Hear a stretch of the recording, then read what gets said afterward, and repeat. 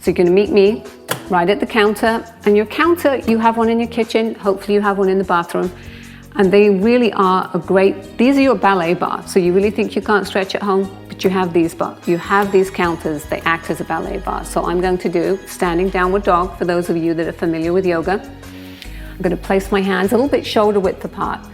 I'm going to scoot back, and here you really want to be focusing on pushing your hips and shoulder back. So I'm getting a great stretch in my upper body and really kind of hanging my head down and through, getting a stretch through my shoulders, lats, trapezius. And then I'm going to come up into what we kind of cheat it, kind of a standing cobra. So we're going to really kind of sink my hips through, getting a great stretch, lower back. I'm going to come back up.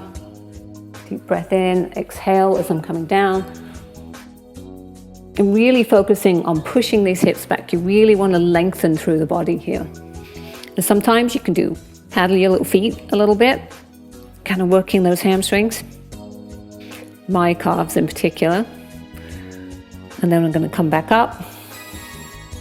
So now we're going to do some nice hip circles. And for those of you that remember your youth, kind of imagine using a hula hoop, which is what I can certainly remember. So I'm just gonna take a step back.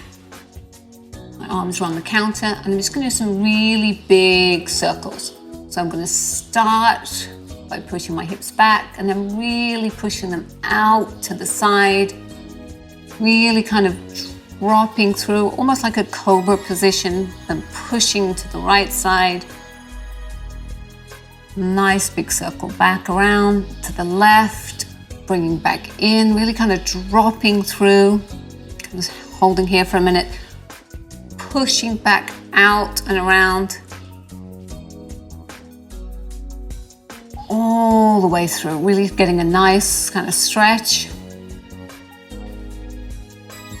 And then we're going to go to the other side, pushing the hips back through again. Deep circles round, keeping your arms kind of straight on the counter, using them for support. Back and around. And then nice stretch back out and coming up into a standing position. So we've just warmed up our hips and lower body, and with that great hula hooping action. So now we're actually going to be doing some calf and quad stretches, going a little bit deeper. We're at the counter again, so you're going to put your left foot forward, knee bent, and just get a really nice stretch through your calf muscle. Kitchen's a great place to do this, and also if you've seen our bathroom stretches, bathroom's a great place to do this too.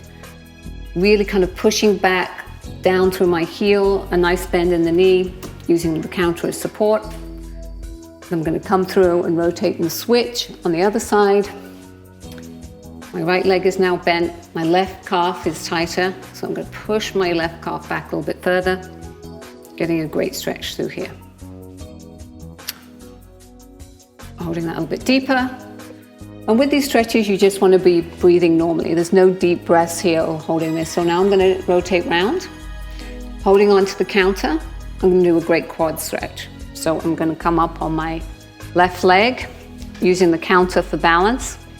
But the main focus here is to be tilting your pelvis and trying to get your legs parallel. And you really want to focus on tilting your pelvis under, so you get a great stretch in your quad and hip flexor.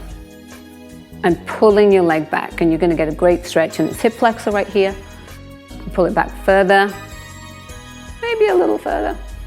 We'll see. Just kind of keeping your knees together. And we're going to drop this one back down. And do the other side.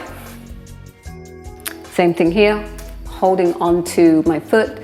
So depending on where you're comfortable,